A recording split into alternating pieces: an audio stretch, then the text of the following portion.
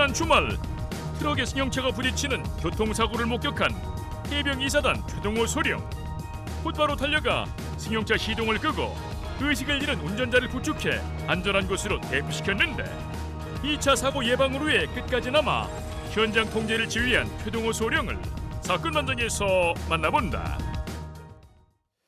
함께 사는 세상, 바로 지난 주말이었습니다. 경기도 김포에서 승용차가 길에 세워진 트럭을 들이받는 사고가 발생했는데 위급한 상황이었습니다. 네. 이것을 해결한 해병대 군인이 오늘의 주인공입니다. 네, 오늘의 주인공은 해병 2사단 항공대 최동호 소령입니다. 지난달 28일이죠. 그러니까 일요일인데 오후 1시쯤에 경기도 김포시 장기IC교에서 한 승용차가 도로에 세워진 트럭을 들이받는 사고가 나는데요.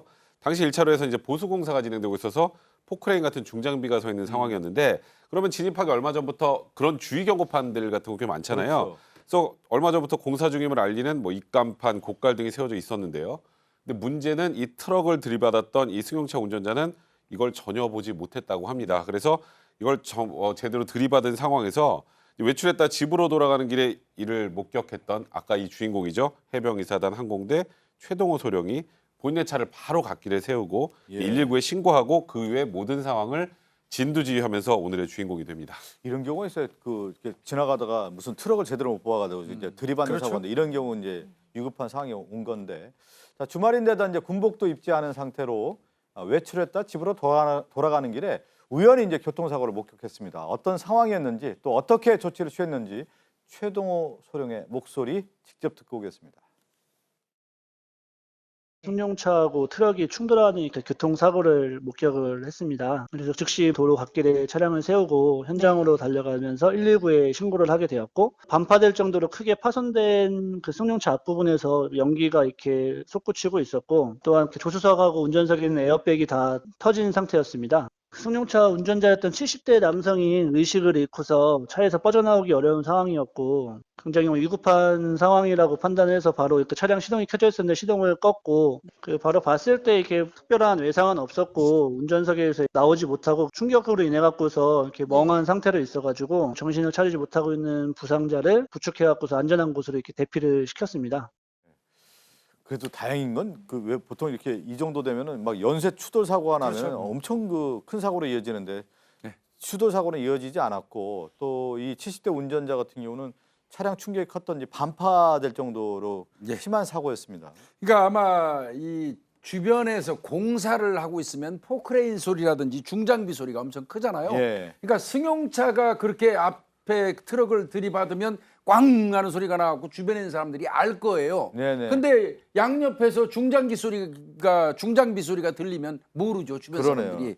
그러다 보니까 사고 난 것도 모르고 사람들은 있었던 것 같은데, 마침 이제 우리 최동호 소령이 발견을 한 거고요. 문을 열어서 빨리 시동 끄고 이 운전자를 보니까 70대 되시는 분인데, 아마 그 에어백이 터지면서 부딪힌 상태에서 의식이 까물까물했던 것 같습니다. 그러네요. 그러니까 이분을 이제 아마 다시 이제 부축해 가지고 밖으로 안전하게 대피를 시켜줬던 것 같습니다. 이제 에어백 충격이 완해서 엄청난 그나마 이제 거죠. 외상이 없었다라고 하는 건데, 그래도 이제 의식을 잃은 상태였는데, 엔진 쪽에서는 연기가 좀 당시에 올라오고 있었다고 해요. 그렇죠.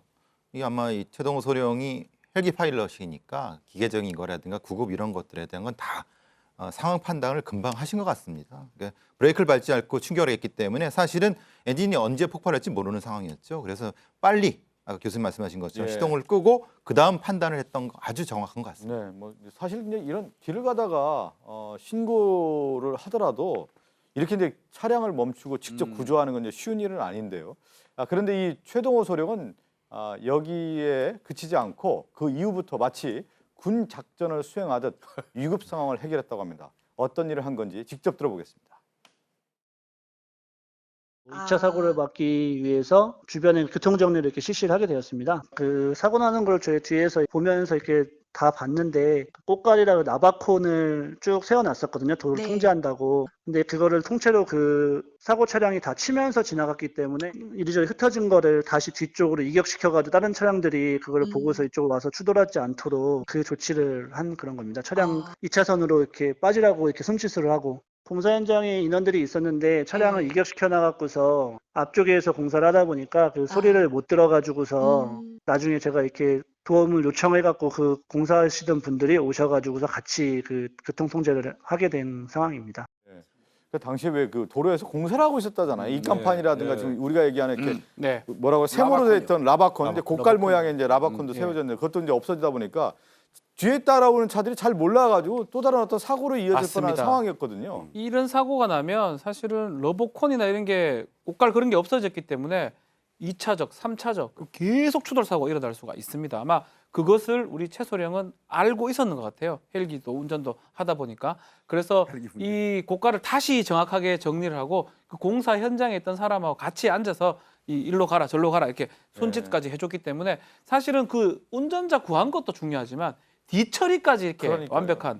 완벽하게 한 장교네요. 도로에서 가장 위험한 게 2차 사고거든요. 그럼요. 2차 사고를 미연에 방지하는 게 가장 중요한데 제가 설명하는데 군 작전하듯이 그냥 딱 펼쳐가지고 2차 사고를 막았는데 또 다행인 것은 운전자가 크게 다치지 않았다는 거예요. 네. 70대 운전자라고 했잖아요. 근데다가 혼자를 타고 있었어요. 이게 경찰 말에 따르면 아마 졸음운전으로 인해서 사고가 난 것 같다고 얘기를 하는데요. 그래서 보험회사랑 아마 연락을 하면서 그때 이제 사고자분 전화번호를 받은 것 같아요. 그래가지고 딱 전화를 해봤나 봐요. 다음날 혹시라도 많이 다치셨을까 봐. 그랬더니 안정 잘 취하고 바로 다음날 퇴원해서 지금 잘 있다라고 또 얘기를 했다고 합니다. 예. 자 이제 해병대 군인이고요. 또 소령이면 꽤 높은 계급이지만 이렇게 이제 교통사고 상황이 봤을 때 위급한 상황 아니겠습니까? 혼자서도 아주 여러 명 몫을 하면서 잘 대처할 수 있었습니다. 자, 그럴 수 있었던 이유가 무엇인지 또 최동호 소령에게 직접 들어봤습니다.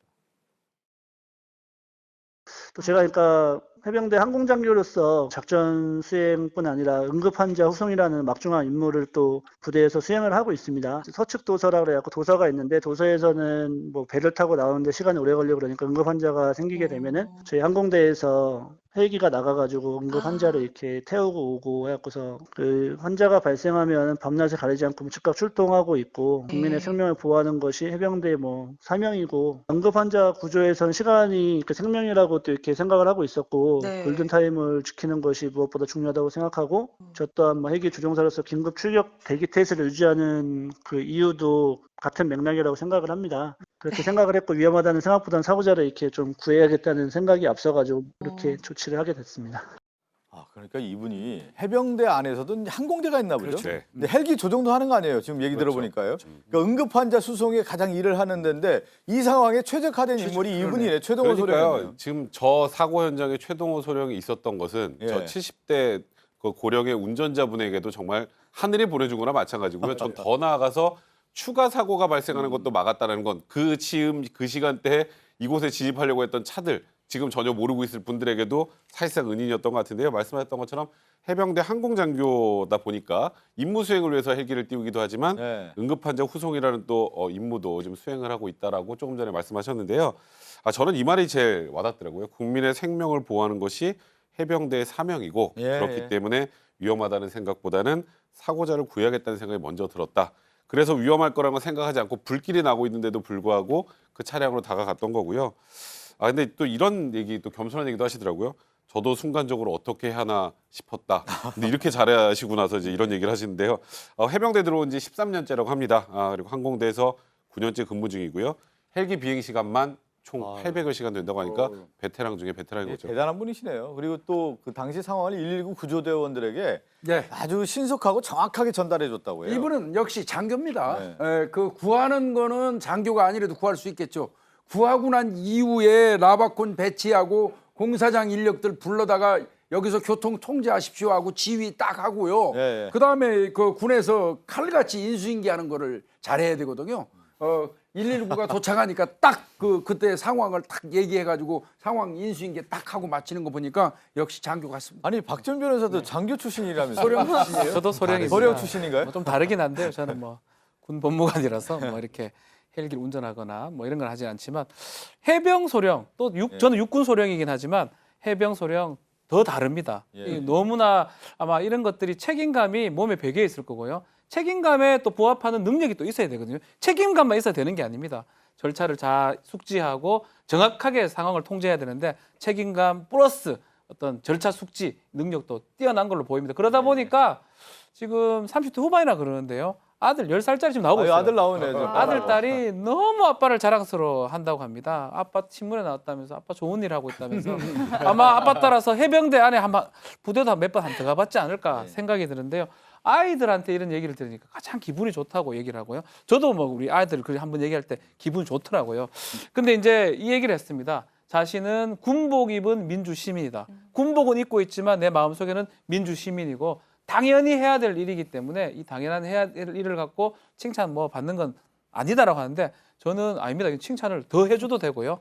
또 우리 군인들 사실은 다들 열심히 하고 힘든데 우리 최소령처럼 이 어떤 이런 위험한 상황이 되면 군인들은 자기 몸 탁 버려두고 뛰어든다는 거 좀 알아줬으면 좋겠다 생각이 듭니다. 저렇게 이제 늠름한 그 군 소령의 모습도 있지만 가족들 특히 뭐 네. 자식들이 아버지를 훌륭하다고 생각할 때 또 자랑스럽게 생각할 때 기분 좋죠. 그것만큼 기분 좋은 일이 어디 있겠습니까? 맞습니다. 30대 후반에 해병대 항공대 소속의 최동호 소령 큰 일을 했습니다. 오늘 이 사건을 끝으로 인사를 나누겠습니다.